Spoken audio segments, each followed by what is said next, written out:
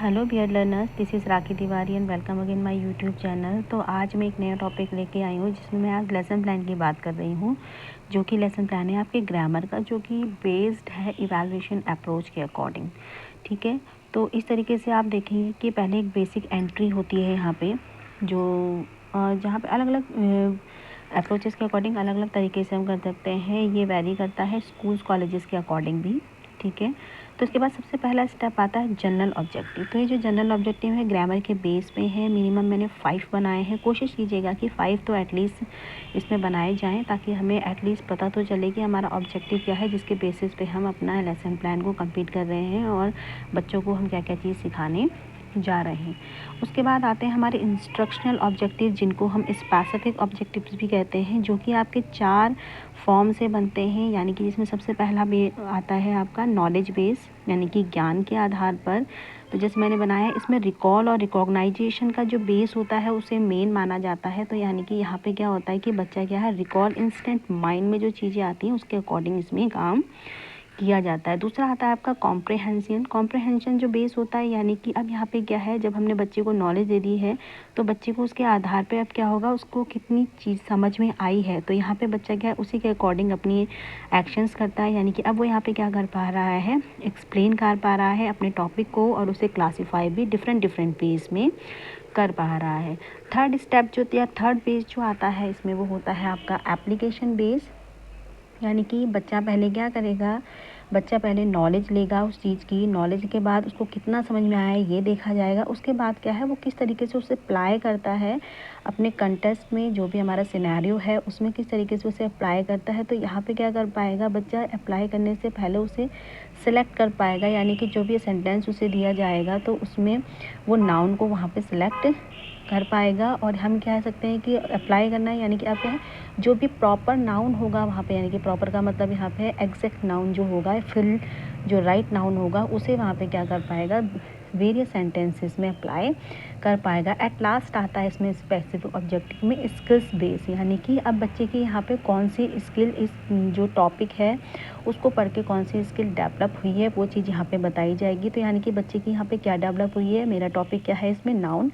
तो बच्चे की यहाँ पे क्या डेवलप हुई है कि वो कंपेयर कर पाएगा किसी प्रॉपर और कॉमन नाउन को। अब मैंने यहाँ पे 2 टाइप्स ही इसीलिए हैं क्योंकि ये बड़ा लेसन प्लान हो जाएगा, तो इसलिए मैं इसमें 2 टाइप्स की ही बता पाऊँगी, प्रॉपर और कॉमन नाउन को। तो इसमें इसीलिए मैंने ये 2 टाइप्स के नेम ही यहाँ मेंशन किए हैं। ठीक है, उसके बाद क्या होगा कि जो भी नाउन पढ़ाया है उसमें क्या है, बच्चा वेरियस एग्जाम्पल्स वहाँ पे प्रोवाइड करा पाएगा या उन्हें लिख पाएगा। तो ये 4 टाइप से आपका क्या होता है, स्पेसिफिक ऑब्जेक्टिव्स को फाइंड आउट किया जाता है, या हम इस तरीके से स्पेसिफिक ऑब्जेक्टिव्स को लिखते हैं।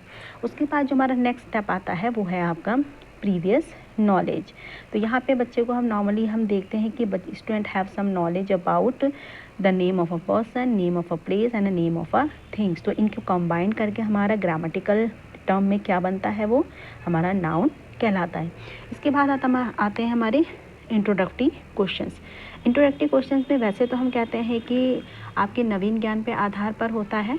ठीक है, तो इसमें भी नवीन जो आपके जो पूर्व ज्ञान होता है, आपकी जो प्रीवियस नॉलेज होती है, प्रायर नॉलेज होती है, उसके आधार पे हम क्या है यहाँ पे इंट्रोडक्टिव क्वेश्चंस को बेस करते हैं या उनको फ्रेम करते हैं। तो यहाँ पे भी क्या होता है, ज़्यादातर हम देखते हैं जब इंट्रोडक्टिव क्वेश्चंस को फ्रेम किया जाता है वो ज़िगज़ैग वे में होते हैं। इट मीन्स फर्स्टली क्वेश्चन को फ्रेम किया जाता है, उसका जो आंसर होता है उस आंसर से क्वेश्चन निकल के आता है। तो ग्रामर में हम ज़रूरी नहीं है कि हमारा वो ज़िगज़ैग फॉर्म आए, बट हाँ, हमने जो बच्चे की प्रीवियस नॉलेज है उसे ध्यान में ज़रूर रखना है। तो इस तरीके से आप क्या कर सकते हैं, अपने क्वेश्चंस को फ्रेम कर सकते हैं। और इंट्रोडक्टिव का जो लास्ट क्वेश्चन होता है वो हमेशा ध्यान रखिएगा, वो प्रॉब्लमेटिक होता है, जिसका हम सॉल्यूशन बाद में बता रहे होते हैं। वो सॉल्यूशन क्या होता है, हमारा पूरा प्रॉपर लेसन प्लान का जो हमारा हम कहेंगे प्रेजेंटेशन होती है। ठीक है, तो इसके बाद जो स्टेप आते हैं हमारा, वो है आपका स्टेटमेंट ऑफ द एम। यानी कि ये क्या होता है, आपका बहुत क्लियर होना चाहिए। ये हमारे पूरे लेसन प्लान की जान होता है, जो कि बच्चे को ये बताता है कि फोकस करता है उन्हें कि आज हम क्या काम करने वाले हैं या आज हम क्या पढ़ने वाले हैं। तो जैसे हम नाउन पढ़ने वाले हैं, तो इसी के अकॉर्डिंग यहाँ पे मेरा स्टेटमेंट दिया गया है कि Ram and Ayodhya are the example of noun. So student, today we will study about noun and its types in detail. ठीक है, तो इस तरीके से आप एक प्रॉपर स्टेटमेंट वहाँ पर देते हैं। फिर इसमें क्या है, ग्रामर में आपके कौन कौन से टीचिंग मेथड इस्तेमाल होते हैं, तो वो हम यहाँ पर देखेंगे।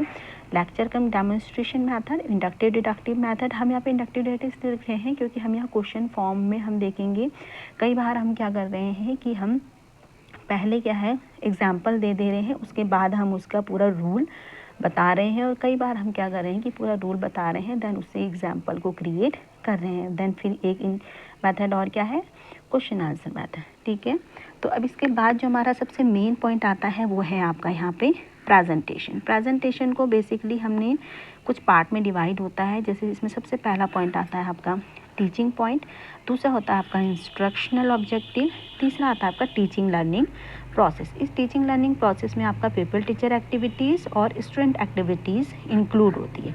फिर स्टेप आता है आपका टीचिंग एड, नेक्स्ट आता है आपका black board work, and last आता है आपका इवैल्यूएशन।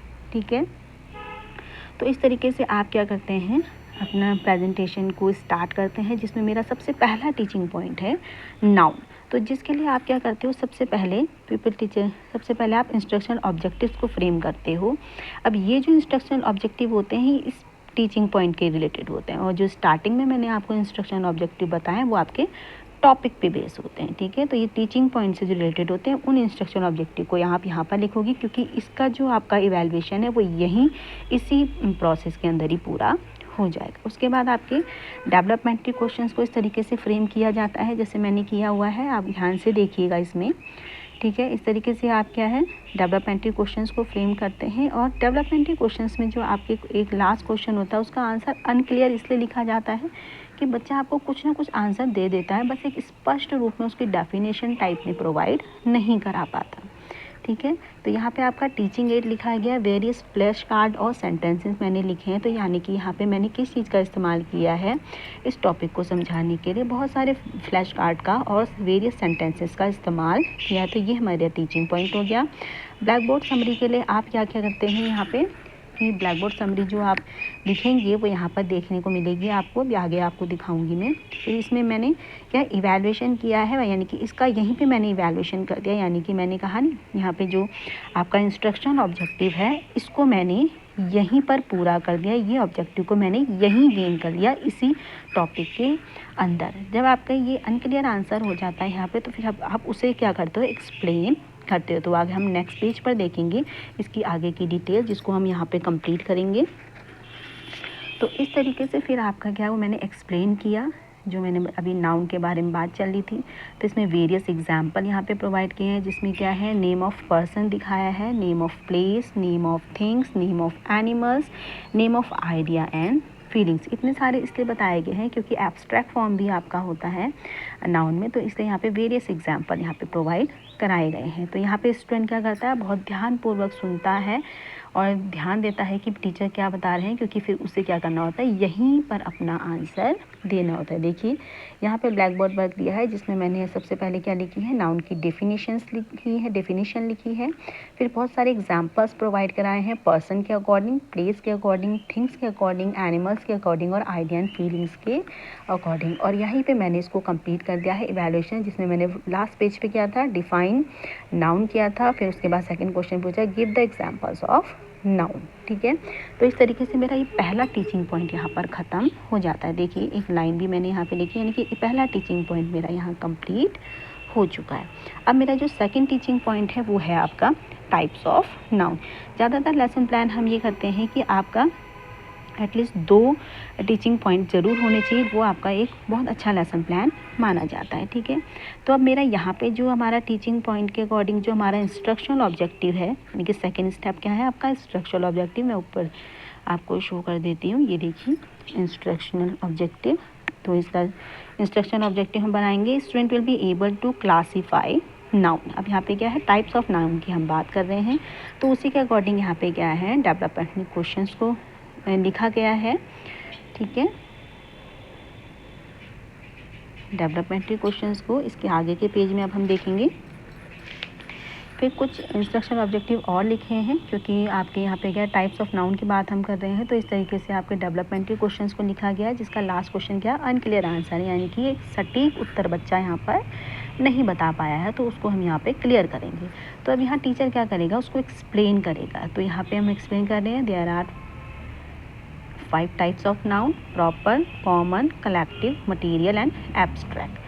ठीक है, बट यहाँ पे टीचर ने आज क्या कर रहा है, केवल 2 टाइप्स ऑफ नाउन के बारे में वो डिटेल में बताएगा। यानी कि फर्स्ट है आपका प्रॉपर और सेकंड कॉमन नाउन। जैसे मैंने स्टार्टिंग में आपने देखा था ना कि कॉमन और प्रॉपर नाउन में कंपेयर कर पाएगा, तो इट मीन्स उन 2 प्रकार के टाइप्स को ही क्या कर पाएगा, डिफाइन यहाँ पर करेगा। तो इस तरीके से हम डिटेल यहाँ पे लिखते हैं। टीचिंग एड में देखिए यहाँ पे मैं एक चार्ट मैंने बनाया हुआ है, यानी कि जब मैं इसको पढ़ाऊँगी तो मैं एक चार्ट बना के ले जाऊँगी जो कि टाइप्स ऑफ नाउन का होगा, जिसमें मैंने इस तरीके से टाइप्स ऑफ नाउन और इसके एग्जांपल्स को भी यहाँ पर क्रिएट करूँगी। और साथ ही मैंने क्या कुछ फ्लैश कार्ड का भी इस्तेमाल यहाँ पर कर रही हूँ। ठीक है, उसके बाद यहाँ पे आप देखेंगे ब्लैक बोर्ड पर में प्रॉपर नाउन और कॉमन नाउन को मैंने केवल एक एग्जांपल लिखे हैं, क्योंकि मैं इनकी डेफिनेशन को ओरली यहाँ पे बच्चों को बता रही हूँ। और यहाँ पे क्या है, इवैल्यूएशन अगर आप देखेंगे तो मैंने इवैल्यूएशन में सिर्फ सिंपल क्वेश्चन लिखा है, classify noun, define proper noun and give the example of noun. तो इस तरीके से मैंने इस टॉपिक को मैं यहीं पर आपका डिटेल उसकी यहीं पर कंप्लीट कर दूँगी। यानी कि जो सेकंड टीचिंग पॉइंट है वो मेरा यहाँ पर कंप्लीट हो जाएगा। अब इसके बाद का स्टेप होता है आपके लेसन प्लान का, वो होता है आपका जनरलाइजेशन। यानी कि जनरलाइजेशन हमारा बहुत ज़रूरी है कि हम आखिर हमने क्या किया, तो इसके बारे में हम यहाँ पर बात करते हैं। आप ध्यान से देखिएगा, इस तरीके से आप क्या जनरलाइजेशन का सेंटेंस यहाँ पर लिखते हैं। उसके बाद है आपका एप्लीकेशन। अब जब आपने पूरा ये लेसन प्लान पढ़ लिया है तो उसके बाद बच्चा क्या कर पाएगा अपने डेली कॉन्वर्सेशन में या डेली रूटीन में, तो student will be able to make sentences using noun and its type in their daily conversation. यानी कि वो पूरे अपनी जो डेली कॉन्वर्सेशन में है उसमें आराम से वो नाउन को डिफ़ाइन कर पाएगा और उसके टाइप्स को डिफ़ाइन कर पाएगा। अब बात करते हैं इसमें जो नेक्स्ट स्टेप आता है वो आता है आपका रिकैप्चररी क्वेश्चंस। यानी कि रिकैप्चररी क्वेश्चंस को हम हिंदी में बोलते हैं पुनरावृत्ति प्रश्न। ठीक है, ये जो क्वेश्चंस होते हैं ये बेस्ड होते हैं आपके जो स्टार्टिंग में मैंने आपको इंस्ट्रक्शनल ऑब्जेक्टिव, जिनको हम स्पेसिफिक ऑब्जेक्टिव कहते हैं, उस पर बेस ये होते हैं। तो उसके अकॉर्डिंग हमने क्या है यहाँ पे क्वेश्चंस को फ्रेम किया जाना चाहिए। तो जैसे आपके इंस्ट्रक्शन ऑब्जेक्टिव होंगे, यानी कि knowledge based, comprehension based, application based और आपके स्किल बेस्ड, तो उसी के सीक्वेंस में ही आपके ये क्वेश्चंस भी फ्रेम होने चाहिए। ठीक है, तो इस तरीके से मैंने इसमें क्वेश्चंस फ्रेम कर रखे हैं। एट लास्ट आपका आता है होम असाइनमेंट। अब ये आपके ये स्टूडेंट टू स्टूडेंट वेरी करता है, ये आपकी अपनी खुद की स्वेच्छा से होता है कि आप किस तरीके का अपना असाइनमेंट यहाँ पर देना चाहते हैं। तो आज हमने बात करी अपने लेसन प्लान ऑफ ग्रामर की। आई होप आपको समझ में आया हो। कोशिश मैंने अच्छे से करी है कि आपको अच्छे से समझ में आ जाए कि किस तरीके से ग्रामर के लेसन प्लान को फ्रेम किया जाता है। अगर आपको अच्छा लगा हो तो प्लीज़ शेयर करें वीडियो को, चैनल को सब्सक्राइब करें और लोगों को शेयर करें ताकि मेरा ये वीडियो उन तक पहुंच सके और उनको अच्छे से समझ में आ सके कि इवैल्यूएशन अप्रोच के अकॉर्डिंग आप ग्रामर का लेसन प्लान को कैसे फ्रेम करते हैं। Thank you so much.